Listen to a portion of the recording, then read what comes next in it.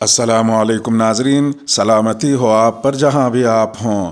Calendar پر آج تاریخ ہے 16 محرم الحرام، انگریزی تاریخ 15 اگست ہے۔ اپنے میزبان راہی حجازی سے عالمی خبریں سنیے۔ مفتی تقی عثمانی یوم آزادی کی سرکاری تقریب میں رقص پر برہم۔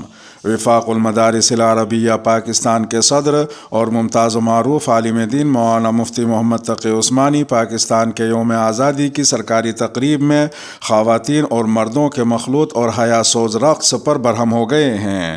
ٹوئیٹر پر جاری بیان میں مفتی تقی عثمانی نے اہل وطن کو آزادی کی مبارکباد دی اور مرکزی تقریب پر ناراضگی کا اظہار بھی کیا۔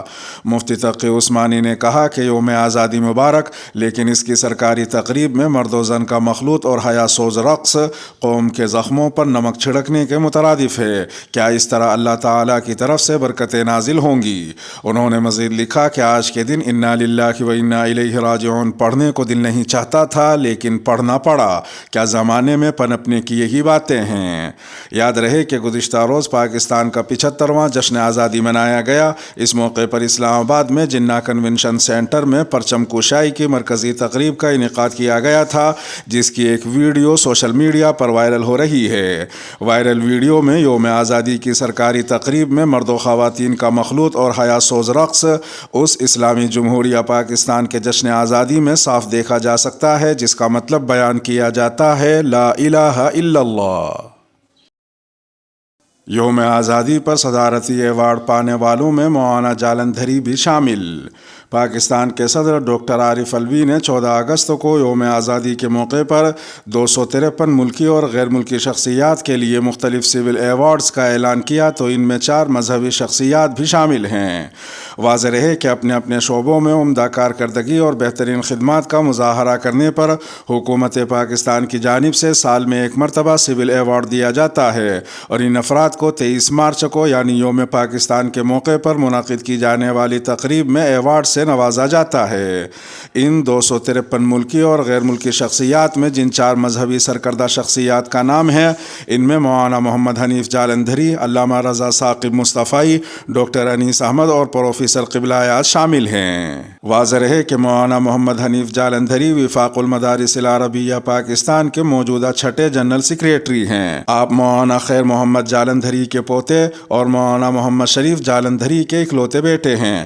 آپ نے اپنی مکمل تعلیم اپنے دادا مولانا خیر محمد جالندھری کے بنائے ہوئے مدرسے جامعہ خیر المدارس ملتان ہی میں حاصل کی۔ اس کے بعد سن 1981 سے آپ جامعہ خیر المدارس ملتان کے تیسرے محتمم ہیں، جبکہ ویکیپیڈیا کے مطابق علامہ محمد رضا ثاقب مصطفی بریلوی مکتب فکر سے تعلق رکھنے والے ایک ممتاز خطیب اور مبلغ اسلام ہیں۔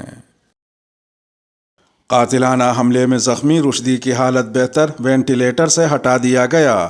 امریکہ کی ریاست نیو یارک میں شاطم رسول رشدی پر 2 دن پہلے ہونے والے جان لیوا حملے کے بعد اب اس کی حالت بہتر ہو رہی ہے اور وہ بات چیت کر رہا ہے۔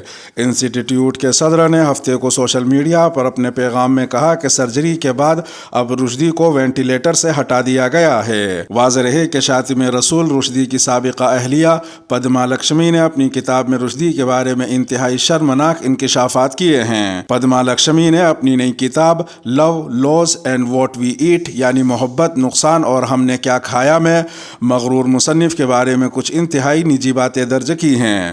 پدما لکشمی نے لکھا کہ رشدی کو دیکھ بھال، کھانے اور مباشرت کی مسلسل طلب رہتی تھی۔ انہوں نے مزید لکھا کہ میں ایک طبی حالت کا شکار تھی جس نے میرے لیے مباشرت اور جماع کے عمل کو تکلیف دہ بنا دیا تھا، جبکہ رشدی اس بارے میں بہت حساس رہتا تھا۔ پدما لکشمی کی جانب سے بار بار مباشرت کے مطالبے کو مسترد کیے جانے پر رشدی اس قدر مشتعل ہوا کہ اس نے پدما لکشمی کو بدترین سرمایہ کاری قرار دیا۔ طالبان کے قبضے کے 1 سال بعد بھی اشرف غنی کا کابل سے بھاگنے کے فیصلے کا دفاع۔ افغانستان پر طالبان کے کنٹرول کا 1 سال مکمل ہونے کے بعد اتوار کو سابق افغان صدر اشرف غنی نے ایک بار پھر اچانک اور خفیہ طور پر ملک سے بھاگنے کے فیصلے کا دفاع کیا ہے۔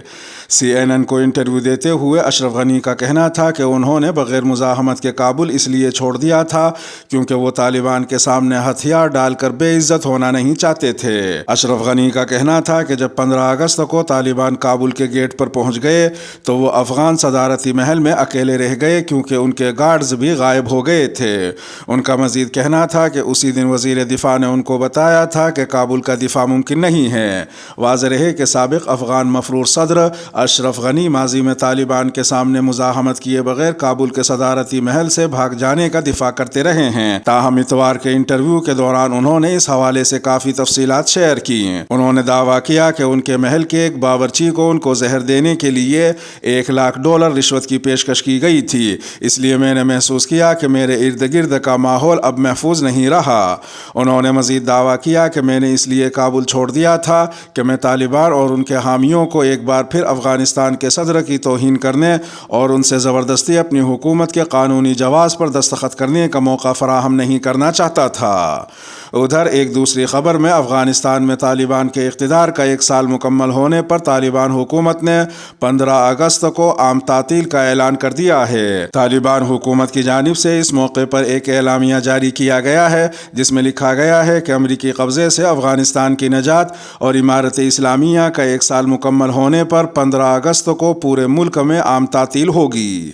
ایک تیسری خبر میں افغانستان میں دولت اسلامیہ داعش خراسان کے خلاف کیے جانے والے ایک آپریشن کے دوران طالبان حکومت کی ایک خاتون پولیس افسر رؤفہ سلطان محمد جان سے چلی گئیں۔ افغان وزیر خارجہ سراج الدین حقانی نے خاتون پولیس افسر رؤفہ سلطان محمد کی تنخواہ کو جاری رکھنے اور اسے فیملی کو دینے کا اعلان کیا ہے۔ عراقی عدلیہ نے مقتدیٰ صدر کا پارلیمان تحلیل کرنے کا مطالبہ مسترد کر دیا۔ عراق کی عدلیہ نے واضح کیا ہے کہ اس کے پاس پارلیمنٹ کو تحلیل کرنے کا کوئی اختیار نہیں ہے۔ اس نے اتوار کو یہ وضاحتی بیان عراق کے سرکردہ اور مقبول شیعہ عالم مقتدیٰ صدر کے مطالبے کے جواب میں جاری کیا ہے۔ واضح رہے کہ مقتدیٰ صدر کے پیروکار اپنے حریف گروپ ایران نواز رابطہ فریم ورک کے خلاف گزشتہ کئی روز سے عراق کی پارلیمنٹ میں دھرنا دے رہے ہیں۔ ملک میں سیاسی ہلچل کے نئے موڑ میں شعلہ بیان مقرر مقتدیٰ صدر نے گزشتہ بدھ کو عدلیہ پر زور دیا تھا کہ وہ نئی قانون ساز اسمبلی کے انتخابات کی راہ ہموار کرنے کے لیے رواں ہفتے کے آخر تک پارلیمان کو تحلیل کر دے، لیکن عدلیہ نے جواب دیا کہ سپریم عدالتی کونسل کو پارلیمان کو تحلیل کرنے کا کوئی اختیار حاصل نہیں ہے۔ قابل ذکر ہے کہ عراق کے آئین کے تحت پارلیمنٹ کو ایوان میں مکمل اکثریت کے ووٹ سے ہی تحلیل کیا جا سکتا ہے اور ایسا وزیر اعظم کی درخواست پر 1/3 ارکان یا صدر کی منظوری کے بعد ہی کیا جا سکتا ہے۔ بتاتے چلیں کہ عراق میں گزشتہ سال اکتوبر میں منعقدہ پارلیمانی انتخابات کے تقریباً 10 ماہ بعد بھی نئی حکومت کی تشکیل کے لیے کوئی اتفاق رائے نہیں ہو سکا ہے۔ پارلیمان میں نمائندگی کے حامل دھڑوں کے درمیان بار بار جھگڑوں کی وجہ سے اس وقت ملک میں کوئی حکومت، نیا وزیر اعظم یا نیا صدر موجود نہیں ہے۔ مصر کے چرچ میں آتش زدگی، 41 افراد ہلاک۔ مصر کی وزارت صحت کے مطابق الجیزہ شہر کے ضلع امبابہ کے ایک چرچ میں آتش زدگی کے باعث کم سے کم 41 افراد ہلاک جبکہ 14 زخمی ہو چکے ہیں۔ ہلاک ہونے والوں میں بچے بھی شامل ہیں اور ان میں سے اکثر کی ہلاکت بھگدڑ کے باعث بتائی جا رہی ہے۔ ذرائع کے مطابق اس آتش زدگی کے باعث داخلی راستے بلاک ہو گئے جس کے بعد چرچ میں بھگدڑ مچ گئی۔ آگ بجھانے والی سروسز کا کہنا ہے کہ آگ پر قابو پا لیا گیا ہے۔ تاہم خبر رساں ادارے AFP سے بات کرتے ہوئے امبابہ کے علاقے میں ایک قریبی چرچ میں فادر فرید فاہمی نے بتایا کہ آگ لگنے کی وجہ شارٹ سرکٹ تھی۔ انہوں نے کہا کہ بجلی گئی ہوئی تھی اور وہ چرچ میں جنریٹر استعمال کر رہے تھے۔ جب بجلی آئی تو اس کے باعث اوور لوڈ ہو گیا۔ وہاں موجود عبادت گزاروں نے آگ لگنے کے بعد کے لمحات کے حوالے سے تفصیلات بتائی ہیں۔ روئٹرز سے بات کرتے ہوئے یاسین منیر کا کہنا تھا کہ لوگ تیسری اور چوتھی منزل پر اکٹھے ہو رہے تھے اور ہمیں دوسری منزل سے دھواں اٹھتا دکھائی دیا۔ لوگ جلدی سے نیچے کی طرف بھاگے لیکن سیڑھیوں پر بھگدڑ مچ گئی اور دیکھتے ہی دیکھتے وہ ایک دوسرے کے اوپر گرنے لگے۔ انہوں نے کہا کہ اس کے بعد ہمیں دھماکے کی آواز آئی اور پھر کھڑکیوں سے آگ کے شعلے نکلتے دکھائی دیے۔ انہوں نے بتایا کہ وہ اور ان کی بیٹی کیونکہ سب سے نچلی منزل پر تھے اس لیے وہ جان بچانے میں کامیاب ہو گئے۔ دوسری جانب منتخب حکومت پر شب خون مارنے والے مصر کے قابض صدر عبد عبدالفتاح السیسی نے کہا ہے کہ ہلاک ہونے والوں کے اہل خانہ کے ساتھ اظہار تعزیت کرتے ہیں۔ انہوں نے مزید کہا کہ یہ افراد خدا کی عبادت کی جگہ پر ہلاک ہو کر اسی کے پاس چلے گئے۔ اس کے ساتھ ہی ویڈیو کا اختتام ہوا۔ چینل پر تازہ اپلوڈ کی جانے والی ویڈیو آپ کی اسکرین پر نمودار ہو رہی ہوں گی۔ یہ ویڈیو آپ کی نظر سے اگر نہ گزری ہوں تو ان کو بھی ملاحظہ فرما سکتے ہیں۔ اپنے میزبان راہی حجازی کو اب دیجیے اجازت۔ سلامتی ہو آپ پر جہاں بھی آپ ہوں۔